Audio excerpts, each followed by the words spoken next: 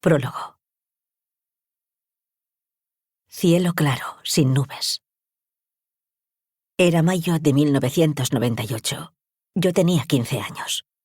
En esos tiempos de voracidad lectora, de curiosidad infinita, cada domingo, cuando mi padre llegaba con el periódico, le arrebataba el suplemento dominical y devoraba los artículos que me enganchaban, ya fuera por su título, por sus primeras líneas, o porque estaban escritos por Almudena Grandes, cuyos textos siempre me apelaban. A pesar de mi edad, en esa época ya había hojeado más de una vez Las edades de Lulú. Lo tenía bien ubicado en el despacho de mis padres, donde los libros forraban las paredes, y cuando en momentos de preciada soledad lo sacaba de su estante, siempre junto a Malena es un nombre de tango y modelos de mujer, lo devolvía a su lugar tras leer algunas páginas que transformaban mi imaginario, con cuidado de no dejar ninguna huella que detectara mi intromisión. El artículo que leí aquel domingo de mayo y aún no he olvidado, aunque desde entonces haya pasado más de un cuarto de siglo, se titulaba Cielo claro, sin nubes.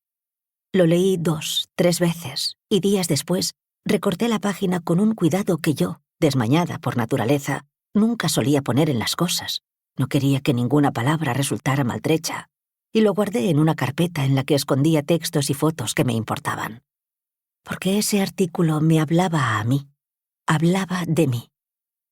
Lamentablemente, esa carpeta fue a parar a una caja de cartón que años después acabó empapada por un problema doméstico cuando ya no vivíamos en aquella casa, que pasó a ser una especie de almacén de los recuerdos que conformaban quienes alguna vez fuimos.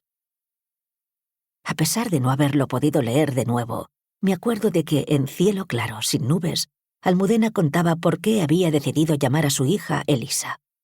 Si su marido se decantó por este nombre, fue porque así se llamaba la amada del poeta Garcilaso de la Vega.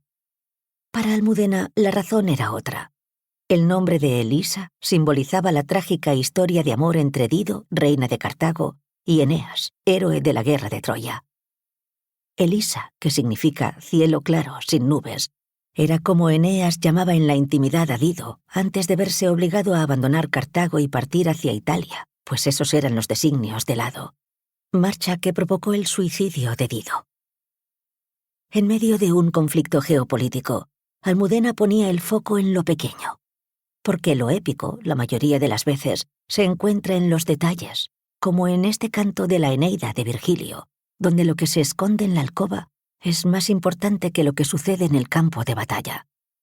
Lo épico está en lo íntimo, en los actos individuales que terminan por conformar lo colectivo. Pues la historia, con mayúsculas, no se compone tanto de grandes decisiones y movimientos como de vivencias. La memoria se construye a través de los actos de quienes fuimos, de quienes somos. Momentos mínimos que relatan nuestra historia con mayúsculas. Quizás más de lo que nos cuentan las batallas cuando hablamos de ejércitos sin saber el nombre de sus soldados, sin conocer su rostro, una masa dirigida por un general cuyas emociones desconocemos.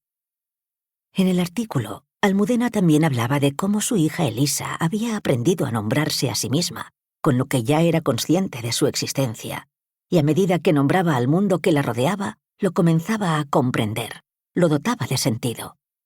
Al leer el artículo, me di cuenta, desde los deseos de aprender a contar de una adolescente con ínfulas de escritora, de la capacidad inmensa de Almudena Grandes para conmovernos con apenas una página. Por eso, cuando Juan Cerezo me llamó para que seleccionara los artículos que conformarían este libro, recordé de inmediato a mi yo adolescente que tras leer Cielo claro, sin nubes, quedó fascinada por la historia de Dido y Eneas, por el significado de un nombre, el suyo, que desconocía, y que a través de la lectura de un texto se convertía en un nombre poderoso, cargado de simbolismo. Pensé entonces en cuántas lectoras, en cuántos lectores se habrían sentido también apelados por todos esos artículos que llenarían este libro, y que bajo el título Escalera Interior, Almudena Grandes publicó entre 2005 y 2021, cada 15 días, en El País semanal. Artículos capaces de levantar personajes, historias, vidas, en apenas una página. Y en ellos, tanto la necesidad de nombrar las cosas, porque nombrarlas es fundamental para no olvidar, como mostrar lo épico en las historias mínimas, son constantes.